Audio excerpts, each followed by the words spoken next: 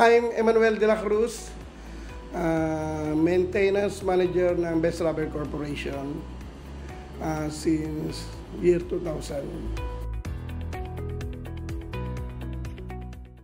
Actually, nung nag-umpisa kami since 1996, hindi pa ganun karami yung machine namin. Gawa ng yung production namin, it's minimal pa.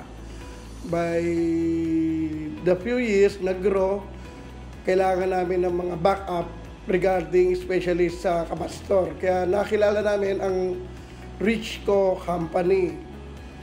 Way back siguro mga 2008 or 2010. Mga ganon. Medyo malilimutin na tayo. Bali, ang maano ko sa kumpanya ng Richco is maasahan, lalo na sa mga special na emergency. Yung ano nila, availability nila sa responde. At the same time, pag tumawag ka that day, nandun din sila. Kaya hindi namin maiwanan ng Richco eh. Kasi familiar sila sa flow at saka sa design ng mga makina. Especially dun sa mga electrical line. Kaya sila yung ano. At saka that time wala kaming ibang nakausap na mas better than Richco.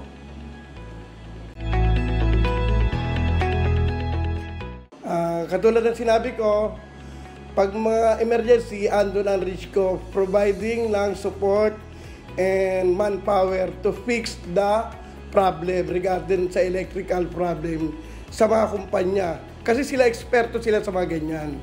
Alam nila ang gagawin at saka yung network nila sa mga resources na mga kailangan regarding sa electrical, meron lahat sila. Kaya ang may papayo ko, yung mga gustong mag-avail sa serbisyo ng Richco, hindi kayo mapapaya. Magagaling ang taga Richco, yun lang. Unang-una yung kapasitor kasi kailangan natin yan sa tinatawag na yung para ma-prevent hindi tumaas yung sa billing natin sa Meralco. At the same time, yung mga first private pole gawa ng mga transformer, yung mga overhead transformer at saka yung mga malalaking transformer.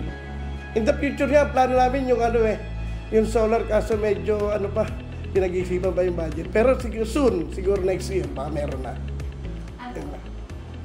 Lahat, yung rewiring, yung mga switchgear na mga pinalitan nila, sila lahat nag-supply niyan.